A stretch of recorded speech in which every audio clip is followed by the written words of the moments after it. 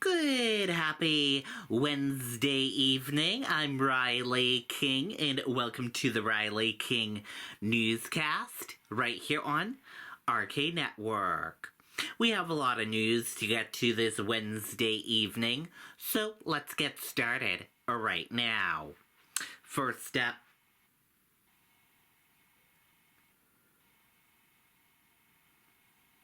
New Hampshire man who toured Titanic wreckage calls trip extremely dangerous. Let's take a listen to that video from WMUR News 9.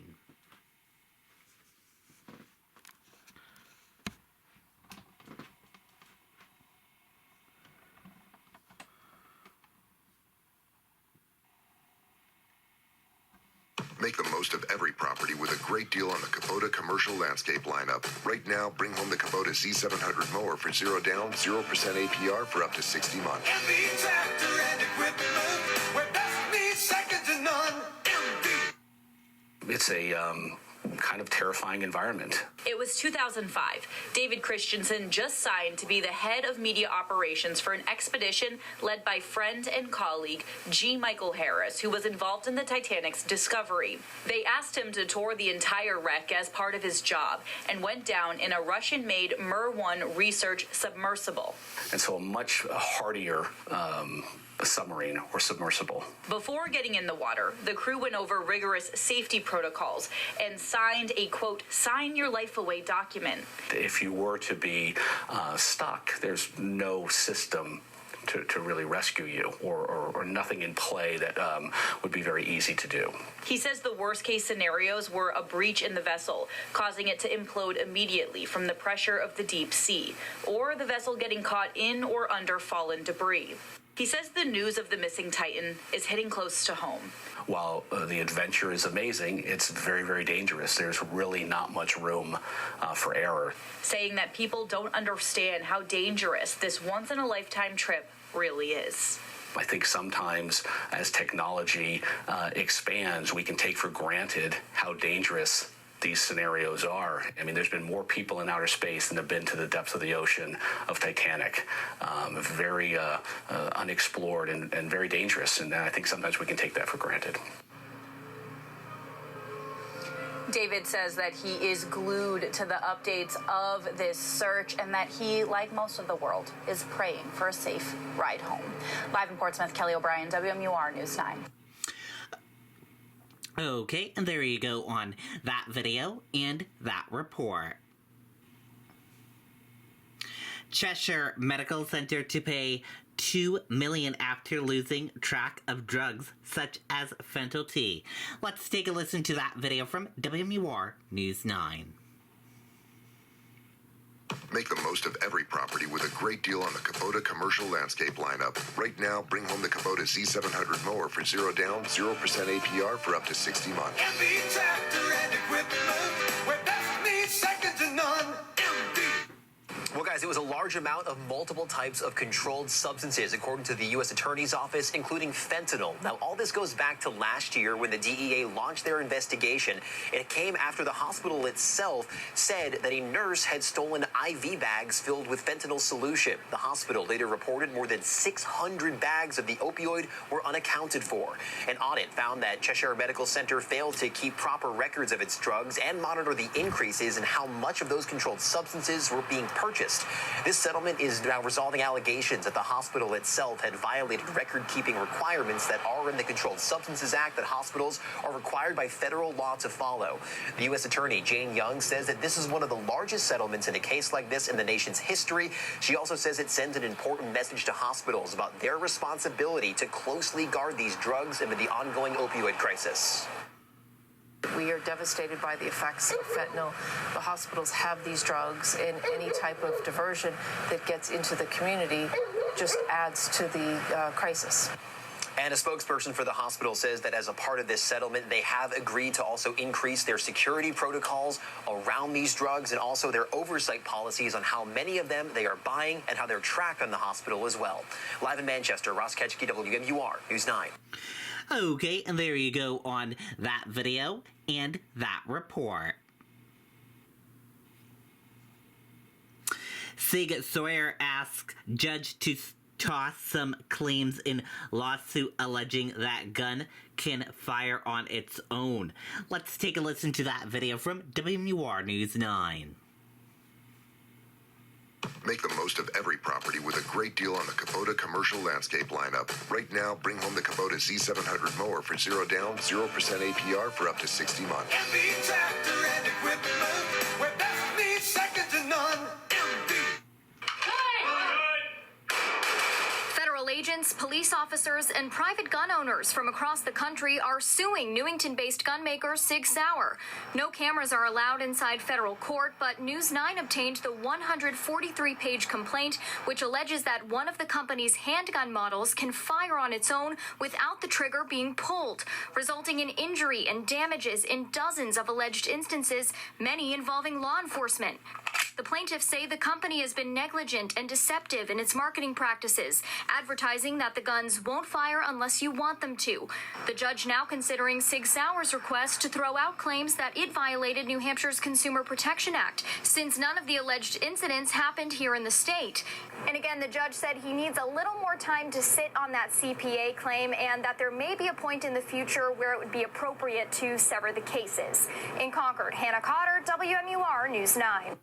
Okay, and there you go on that video and that report.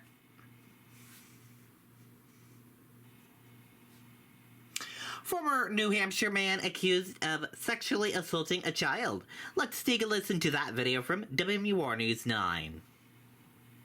Make the most of every property with a great deal on the Kubota commercial landscape lineup. Right now, bring home the Kubota Z700 mower for 0 down, 0% APR for up to 60 months. MB Tractor and Equipment, where best meets second to none. MB. Jamie, these new allegations come after an extensive investigation. Police say that last year, investigators in Kentucky alerted them to these abuse allegations. After months of interviews and search warrants, a grand jury charged 38-year-old Joshua Munsey. The list of these indictments is long. Investigators say he sexually assaulted a child under 16 multiple times. They also say he paid a child for sex and then forced them to work by physically threatening them. And then they say he also strangled a child under 13 as well as an adult. Some of these charges carry a sentence of 25 years to life in prison. Our detectives did an extensive amount of follow-up on that investigation, which included witness interviews, working with other law enforcement partners to conduct witness interviews, to collect records. We executed search warrants and obtained subpoenas for records, all to corroborate details from those interviews and to corroborate the information that we had received from our partners in Kentucky. Munsey is currently awaiting trial in Kentucky at the moment. Once that is over, he'll come back to New Hampshire to face these charges. We're live in the newsroom. Ariel Metropolis, WMUR News 9. Okay, and there you go on that video and that report. New Hampshire judicial system focuses on mental health as alternative to incarceration. Let's take a listen to that video from WMUR News 9. Make the most of every property with a great deal on the Kubota commercial landscape lineup. Right now, bring home the Kubota Z700 mower for 0 down, 0% APR for up to 60 months. MB Tractor and Equipment, where best meets second to none. MB. This is exciting collaboration like we've never talked about before. This room is full of members of our justice system trying to make progress. Mental health issues touch us all. It affects all of us. Today, a mental health summit held by the New Hampshire judicial system looked to help those struggling from mental illness and put them in proper care rather than lock them up. We've heard it all day long. Incarceration should not be the intervention. We should look at diversion and other opportunities to build a strong mental health system. According to Commissioner Hanks, up to 90% of incarcerated women in the state have a mental health diagnosis. For men, it's upwards of 40%. Now, the state is coming together to make incarceration the last case scenario with 3 steps. Judges and staff started mental health and wellness training. The first mental health coordinator has been hired in the judicial branch, and coming to every county in the state is something called sequential intercept mapping, or SIM. New Hampshire Supreme Court Chief Justice Gordon McDonald describes it as identifying opportunities for people to divert away from criminal justice and get the treatment they need. SIM started in Merrimack County, and the next step is implementing it to every county in the state. We're not going to talk in circles anymore. We're taking action as a state to improve the conditions of the state of New Hampshire. Chief Justice McDonald went on to say that with these changes, the state could enhance public safety, save public dollars, and also just provide better treatment for those who need it. We're live in Concord. Troy Lynch, WMUR News 9. Okay, and there you go on that video and that report.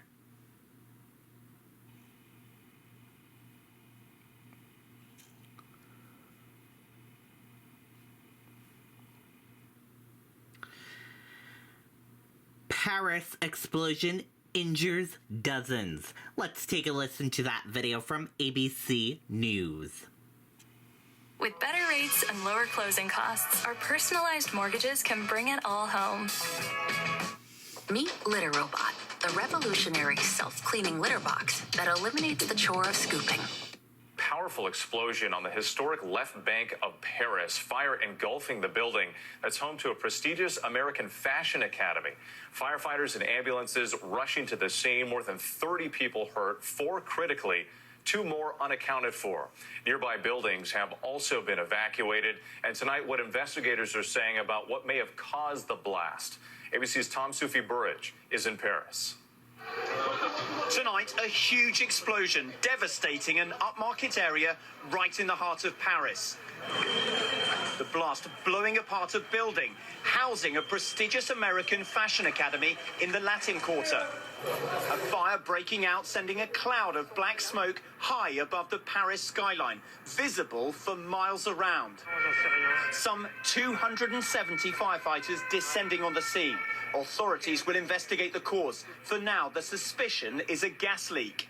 Emergency crews taking the injured away. Around 40 people badly hurt, 4 of them in a life-threatening condition, according to France's Interior Minister. One official saying most injuries caused by people literally being blown off their feet. Rescue workers now searching through the rubble. 2 people believed missing. Tom Soufi-Burridge with us now from that active scene there in Paris. And Tom, authorities still hoping to possibly find survivors tonight. That's right, Whit. One eyewitness telling us he heard and felt 2 loud explosions. There was then real panic, people running. This is the Latin Quarter right in the heart of Paris, and there's a burnt smell in the air as they search for survivors here late into the night. Whit? All right, Tom, our thanks to you tonight. Hi, everyone. George. Okay, and there you go on that video and that report. And we are going to switch gears now. Let's go into weather. And here is meteorologist Mike Haddad with a full weather forecast. Make the most of every property with a great deal on the Kubota commercial landscape lineup. Right now, bring home the Kubota Z700 mower for 0 down, 0% APR for up to 60 months. MB Tractor and Equipment, where best meets second to none. MB.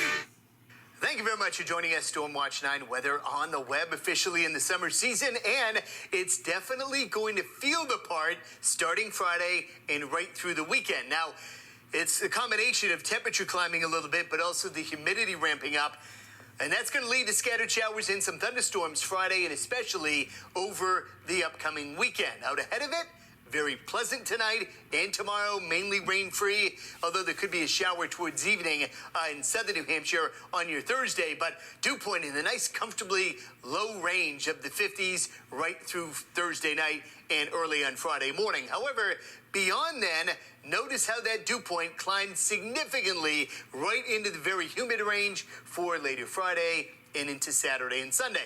Now, what about showers and storms? Well, as humidity typically climbs, that usually will lead to scattered shower and storm chances, and we're seeing a lot of that off to our south. So there may be a brief shower in southern zones later tomorrow, but I think a lot of this batch of rain will tend to break apart as it bumps into dry air overhead tomorrow and early tomorrow evening. Could be a couple of showers tomorrow night, and then a better shot of scattered showers, maybe a thunderstorm Friday, downpours, storms likely Saturday and Sunday, even into early next week.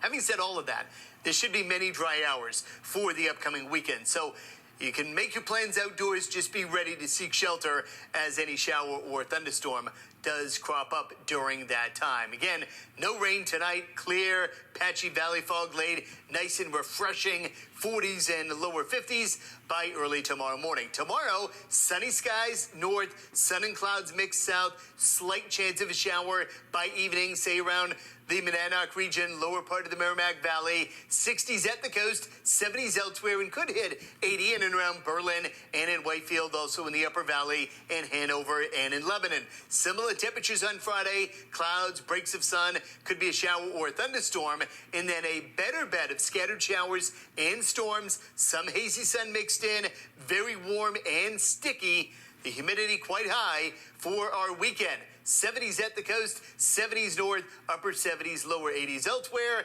and similar temperatures as we go into Sunday. Beyond then, more of the same in terms of those shower and storm chances. You'll see it on Futurecast. While there could be a shower for some tomorrow night, there's a better bet of a couple of scattered showers and thunderstorms Friday, and especially Saturday, Sunday, and early next week. That may even linger through Tuesday and Wednesday of next week. All the while that's happening, temperatures upper 70s, lower 80s, and after a dry Thursday, you'll really notice that humidity taking off starting on Friday. Okay, and there you go on that weather forecast from meteorologist Mike Haddad.